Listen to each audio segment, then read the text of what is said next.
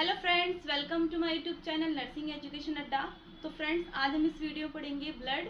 Start करते हैं blood definition से। डेफिनेशन क्या होती है? Blood is a fluid. ये क्या होता है? एक टाइप का फ्लूइड होता है and connective tissue as it circulate constantly around the body allowing constant communication between tissue. तो सबको पता है ब्लड किस फॉर्म में होता है, हमारी बॉडी में लिक्विड फॉर्म में होता है। ये क्या होता है? एक तरह का कनेक्टिव टिश्यू होता है जो एक ऑर्गन को दूसरे ऑर्गन से कनेक्ट करता है। ठीक है। दूसरा क्या होता है कि पूरी बॉडी में सर्कुलेट करता है around the body and communicate between two tissues के ईच अदर क्या करते हैं? कम्युनिकेट कराता है। तो ये क्या था? डेफिनेशन। अब नेक्स्ट देख लेते हैं कि ब्लड के क्या कैरेक्टरिस्टिक्स होते हैं। सबको पता है कि ब्लड किस तरह का दिखाई देता है कलर में? रेड कलर का होता है। ठीक है। तो रेड में भी दो कलर्स आ जाते हैं एक तरीके से, bright red and dark red. तो अगर बहुत ज़्यादा ब्राइट रेड कलर का हमें ब्लड दिखाई दे रहा है तो वो किस होता है? इन आर्टरीज। आर्टरीज क्या होती है? जिनके अंदर ऑलवेज क्या होता है?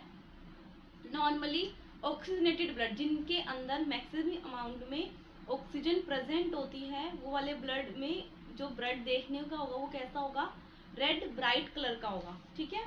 तो कैसा? इन आर्टरीज। आर्टरीज के अंदर जो ब्लड होगा वो ब्राइट रेड होगा। And veins. वेन्स में क्या होता है? ऑलवेज जो ब्लड सर्कुलेट करता है या फ्लो करता है उसके अंदर कार्बन डाइऑक्साइड की मात्रा ज़्यादा होती है, ऑक्सीजन की कम होती है, इसलिए वहाँ पे जो ब्लड होगा वो कैसा होगा? डार्क रेड कलर का होगा। ठीक है। तो एक तो ये कैरेक्टरिस्टिक्स है। नेक्स्ट क्या होता है? More viscous than water. ठीक है। अब ब्लड को और आप वाटर को कंपेयर कीजिए तो वाटर है वो जल्दी से फॉल डाउन हो जाएगा अगर हम गिराने लगे, कि जो ब्लड है वो नहीं होगा, क्योंकि ब्लड की जो विस्कोसिटी होती है वो वाटर से क्या होती है? 5 टाइम्स ज़्यादा होती है। ठीक है। नेक्स्ट आता है पीएच। पीएच कैसा होता है? ये क्वेश्चन तो बार बार एग्जाम में, अगर आप कंपटीशन की तैयारी कर रहे हैं उसमें भी पूछा जाता है। नेक्स्ट आप वाइवा में अगर देना चाहेंगे या फिर मल्टीपल चॉइस क्वेश्चंस में ये वाला क्वेश्चन पूछा जाता है कि ब्लड का पीएच कितना होता है। तो ब्लड का पीएच कितना होता है? 7.35 टू 7.45। कैसा होता है? Slightly alkaline. ठीक है। तो कैसा होता है? ये सॉल्टी टेस्ट होता है, मेटेलिक होता है। ठीक है। नेक्स्ट आता है एवरेज वॉल्यूम कि एक पर्सन के ह्यूमन बॉडी के अंदर कितना ब्लड प्रेजेंट होता है। तो कितना होता है? मेल फीमेल के अंदर अलग अलग होता है। ठीक है। तो मेल में कितना होता है? 5 टू 6 लीटर एंड फीमेल में कितना होता है? 4 टू 5 लीटर। ठीक है। नेक्स्ट आता है टेम्परेचर, कि ब्लड का टेम्परेचर कितना होता है। तो 100 डिग्री फ़ारेनहाइट क्या होता है? ब्लड का टेम्परेचर होता है। तो ये कुछ कैरेक्टरिस्टिक्स थी कि ब्लड देखने में किस कलर का होगा, क्या टेम्परेचर होगा। नेक्स्ट देख लेते हैं इसकी फंक्शंस की, हमारी बॉडी में ब्लड का क्या फंक्शन होता है। तो फंक्शन क्या है? Carries of gases, nutrients and waste product. तो जो ब्लड होता है वो क्या करता है? हमने पहले ही पढ़ा था, ये क्या करता है? सर्कुलेट होता है हमारी पूरी बॉडी के अंदर। तो जैसे ही ब्लड, जैसे हम ऑक्सीजन लेते हैं तो ऑक्सीजन कहाँ जाती है? लंग्स में जाती है। वहाँ पे वो किसके साथ मिक्सअप होता है? उसका ब्लड के साथ मिक्सअप होकर वो पूरी बॉडी में सर्कुलेट करती है। सर्कुलेट होते टाइम वो टिश्यू सेल से क्या करती है? ऑक्सीजन उनको प्रोवाइड करती है और वहाँ से CO2 लेके एक्सक्रीट आउट कराती है। ठीक है। तो गैसेस का क्या करती है? ये कैरी करती है गैसेस को। दूसरा न्यूट्रिएंट, मोस्टली न्यूट्रिएंट्स जो GIT सिस्टम से जब ये होके जाता है ब्लड, तो वहाँ से जितने भी एसेंशियल न्यूट्रिएंट्स हैं जो हमारी बॉडी को ज़रूरत है उनको वो एब्जॉर्ब करके डिफरेंट टिश्यूज और सेल तक लेके जाता है। नेक्स्ट आता है वेस्ट प्रोडक्ट। वेस्ट प्रोडक्ट मतलब बॉडी जहाँ से वेस्ट प्रोडक्ट, CO2 हो गया, मान लो बहुत सारे एक्सक्रीट वेस्ट प्रोडक्ट होते हैं, यूरिक एसिड वगैरह, उनको क्या करता है? वो किडनी के थ्रू एक्सक्रीट आउट कराता है। तो ये था इसका फर्स्ट फंक्शन। नेक्स्ट आता है क्लॉट फॉर्मेशन। ब्लड के अंदर कंपोजिशंस होते हैं। खाली ब्लड एक तरह का लिक्विड में, ऐसा नहीं कि बस एक ब्लड है खाली उसमें रेड कलर का होता है, उसमें बहुत सारे कंपोजिशन होते हैं, वो हम आगे पढ़ेंगे। इससे पहले क्या होता है? ब्लड क्या कराता है? क्लॉट का फॉर्मेशन कराता है। जैसे इंजरी होती है, इंजरी होने के बाद में क्या होता है? तुरंत से ब्लड कुछ टाइम बाद स्टॉप हो जाता है। तो वही वो किस वजह से होता है? तो क्या नेक्स्ट होता है? प्रोटेक्ट अगेंस्ट फॉरेन बॉडीज या फॉरेन एंटीजन या फिर इन्फेक्शन। तो ब्लड के अंदर कुछ टाइप की एंटीबॉडीज प्रेजेंट होती हैं जो ह्यूमन बॉडी को किससे प्रिवेंट करती हैं? एंटीजन से, जो एक्स्ट्रा बाहर फॉरेन है जो हमारी बॉडी के लिए एक्सेप्टेबल नहीं है उनसे प्रिवेंट करती है, दूसरा इन्फेक्शन से हमें प्रोटेक्ट करती हैं। ठीक है, नेक्स्ट आता है transport of regulatory molecules. Blood के थ्रू क्या होता है, जब डक्ट से या ग्लैंड से हार्मोन्स जो सिक्रीट होते हैं वो ब्लड के अंदर मिक्सअप होकर डिफरेंट डिफरेंट ऑर्गन्स तक या टारगेट ऑर्गन तक दिए जाते हैं। तो यही है कि ब्लड क्या करता है, ट्रांसपोर्ट का काम करता है, जो भी एसेंशियल या रेगुलेटरी मॉलिक्यूल्स हैं या हार्मोन्स हैं उनको वो उनके प्रॉपर प्लेस तक लेके जाता है। तो एक फंक्शन क्या है कि ट्रांसपोर्ट करता है। नेक्स्ट क्या होता है, मेंटेन द बॉडी टेम्परेचर। दूसरा हमने पढ़ा था अभी, ये पूरी बॉडी में डिस्ट्रीब्यूट होता है और बॉडी के टेम्परेचर को मेंटेन करके रखता है।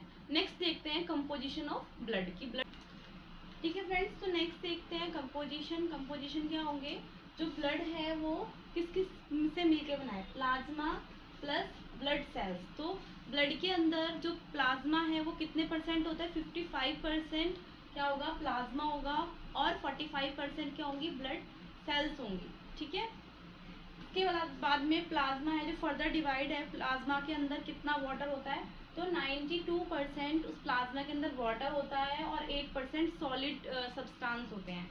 ऐसे ही जो ब्लड सेल्स है वो 3 में डिवाइड हो जाता है, मतलब 3 का कंपोजिशन होता है उसके अंदर।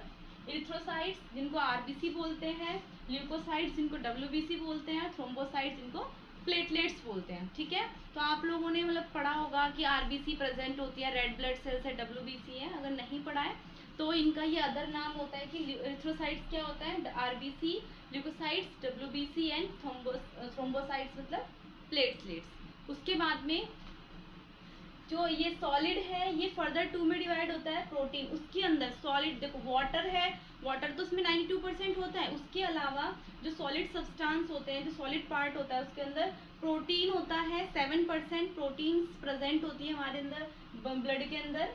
और अदर सॉलिड्स में, अदर चीज़ों में आ जाता है, अदर सब्सटेंस में 1% होता है, जो वो क्या होते हैं, आयंस, गैसेस, वेस्ट प्रोडक्ट, वो कितना परसेंट होता है, 1%। उसके बाद में जो 7% है ये थोड़ा पूछा जाता है एग्जाम में, या फिर ये पूछा जाता है। तो ये आपको ये टेबल लर्न करनी है, देख लेते हैं। प्रोटीन है, कौन कौन सी प्रोटीन प्रेजेंट होती है, एल्बुमिन, ग्लोबुलिन एंड फिब्रोजिन। ठीक है, फिब्रोजिन ये क्या होता है, 3 तरह की प्रोटीन है जो हमारे प्लाज्मा के अंदर प्रेजेंट होती है।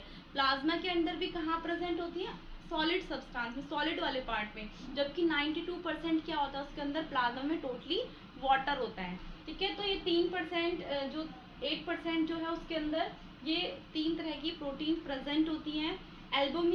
एल्बुमिन कितना होता है, 4 से 7 mg/dl। 1 dl is equal to कितना होता है, 100 ml। कितना होता है, 100 ml। तो 100 ml में कितना, 4 से 7 mg वो प्रेजेंट होती है। उसके अलावा 2.3 mg/dl ग्लोबुलिन होती है और फिब्रोजिन होती है हमारा 0.39 mg/dl। तो ये टेबल थी, कंपोजिशन थे, ये एग्जाम में बार बार पूछा जाता है कि define blood and composition of blood. तो आपको इस तरीके से पूरे टेबल फॉर्म में बताना है। नेक्स्ट हम पढ़ते हैं प्लाज्मा। प्लाज्मा किस टाइप का होता है, किस कलर का होता है और इनका क्या फंक्शन है। नेक्स्ट पढ़ते हैं प्लाज्मा। प्लाज्मा हमारे ब्लड के अंदर कितने परसेंट होता है, 55% प्लाज्मा होता है। तो ये कैसा होता है, plasma is a yellow colour. ठीक है, अब जब ब्लड होता है वो तो कैसा होता है, देखने में पूरा होल ब्लड होता है जो रेड कलर का होता है, पर उसके अंदर से अगर प्लाज्मा को देखा जाए तो प्लाज्मा किस कलर का होता है, येलो कलर का होता है। ठीक है, लिक्विड कंपोनेंट ऑफ ब्लड, ये कितने परसेंट होता है, 55% हमारे ब्लड के अंदर प्रेजेंट होता है। उसके बाद में हमने क्या पढ़ा था, उसके सेल्स पढ़े थे कि कितनी टाइप की प्रोटीन्स प्रेजेंट होती हैं और सॉलिड, अदर सॉलिड्स क्या होते हैं। सॉलिड में तो वही आयंस, गैसेस होती हैं, वेस्ट प्रोडक्ट होता है, यूरिक एसिड वगैरह। उसके अलावा जो प्रोटीन्स होती हैं वो मैंने यहाँ पे डिफाइन की हैं। ये इसके फंक्शंस पे, ये प्लाज्मा का फंक्शन भी है और प्रोटीन का अलग अलग स्पेसिफाइड फंक्शन होता है। तो देख लेते हैं पहले एल्बुमिन। एल्बुमिन हमारे इसमें क्या होती है, it is a most abundant plasma protein. Plasma के अंदर सबसे ज़्यादा प्रोटीन जो प्रेजेंट होती है वो एल्बुमिन होती है। इसके अलावा ये किसका क्या फंक्शन होता है, it is responsible for oncotic pressure. हमारी बॉडी के अंदर ऑन्कोटिक प्रेशर मेंटेन करने के लिए कौन रिस्पॉन्सिबल होती है, एल्बुमिन। अगर ऑन्कोटिक प्रेशर मेंटेन नहीं होगा तो पेशेंट को क्या होने लगता है, एडिमा होने लगता है। ठीक है, नेक्स्ट आता है oncotic pressure and transport of various hormones like T3 and T4। ये ब्लड के अंदर किसका, हार्मोन्स को ट्रांसपोर्ट करने का काम भी करते हैं, वो कौन से हार्मोन्स होते हैं, T3 एंड T4 हार्मोन्स। तो ये किसका फंक्शन है, एल्बुमिन का। और एल्बुमिन किसके अंदर आते हैं, प्लाज्मा के अंदर, तो प्लाज्मा का फंक्शन भी ये होगा। नेक्स्ट आता है ग्लोबुलिन। ग्लोबुलिन क्या होता है, it is responsible for the formation of immunoglobulin. हमारे उसके अंदर ब्लड के अंदर इम्यूनिटी बनाने के लिए, एंटीबॉडीज बनाने के लिए कौन रिस्पॉन्सिबल होता है, ग्लोबुलिन प्रोटीन होती है जो क्या बनाती है, इम्यूनोग्लोबिन्स बनाती है। एग्जाम्पल में है IgG, ये हमारी बॉडी में एंटीबॉडीज होती है जो किससे प्रिवेंट करती है, हमें इन्फेक्शन से प्रिवेंट करते हैं। तो IgG, IgA, IgD ये सब क्या है, एंटीबॉडीज। नेक्स्ट आता है फिब्रिनोजिन। फिब्रिनोजिन हमने क्या पढ़ा था, जो किस लिए रिस्पॉन्सिबल होता है, क्लॉट फॉर्मेशन के लिए। Fibrinogen responsible for the viscosity of blood. हमारे ब्लड की विस्कोसिटी किससे ज्यादा होती है, ब्लड से, तो उसको विस्कस बनाने के लिए, थिक बनाने के लिए कौन रिस्पॉन्सिबल होता है, फिब्रिनोजिन प्रेजेंट होती है, रिस्पॉन्सिबल होती है। दूसरा ये किस लिए होते हैं, ब्लड के अंदर क्लॉट फॉर्मेशन के लिए। जैसे ही किसी पर्सन को बहुत ज़्यादा इंजरी है और ब्लड लॉस हो रहा है, तो उस टाइम पे ब्लड अचानक से अपने आप ही ऑटोमेटिकली क्या होता है, स्टॉप हो जाता है। वो स्टॉप किसकी वजह से होता है, क्लॉटिंग की वजह से। वो क्लॉटिंग कौन फॉर्मेशन कराता है, फिब्रोजिन कराता है। तो ये क्या आते हैं, प्लाज्मा के फंक्शन बोल सकते हैं, ठीक है, या फिर अलग अलग प्रोटीन के अलग अलग फंक्शन से। नेक्स्ट पढ़ते हैं हम, बोला था RBC. RBC red blood cells, ठीक है, ये रेड ब्लड सेल्स है, इरिथ्रोसाइट्स, इरिथ्रोपोइटिन। इससे पहले टर्म है इरिथ्रोपोइटिन। इरिथ्रोपोइटिन क्या होता है, it is a type of hormone, एक तरह का हार्मोन होता है जो कहाँ से प्रोड्यूस होता है, फ्रॉम द किडनी। किडनी से रिलीज होता है और ये किस लिए रिस्पॉन्सिबल होता है, it is responsible for the erythropoiesis. RBC formation करने के लिए ये रिस्पॉन्सिबल होता है।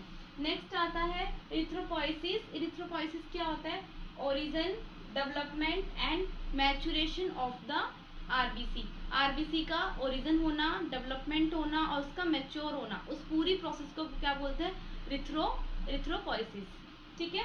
नेक्स्ट आता है आरबीसी की कैरेक्टरिस्टिक्स, कि आरबीसी दिखने में कैसी होती है, कितना इसका वॉल्यूम होता है। तो कैरेक्टरिस्टिक्स में it is a non nucleated. ये कैसी होती है, ये नॉन न्यूक्लिएटेड होती है, नॉन न्यूक्लिएटेड सेल्स है। नेक्स्ट आता है कलर। इसका कलर कैसा होता है, हम ऑलरेडी पढ़ चुके हैं, रेड। आर से क्या है, रेड। तो red in colour due to HB। इसके अंदर क्या प्रेजेंट होता है, हीमोग्लोबिन प्रेजेंट होता है, जिसकी वजह से इसका कलर कैसा होता है, रेड कलर की होती है। नेक्स्ट आता है शेप। ये एग्जाम में पूछा जाता है, अगर आप गवर्नमेंट की तैयारी कर रहे हैं या फिर कोई भी मल्टीपल चॉइस क्वेश्चन, अब GNM के स्टूडेंट्स हैं तो ये एग्जाम में आएगा।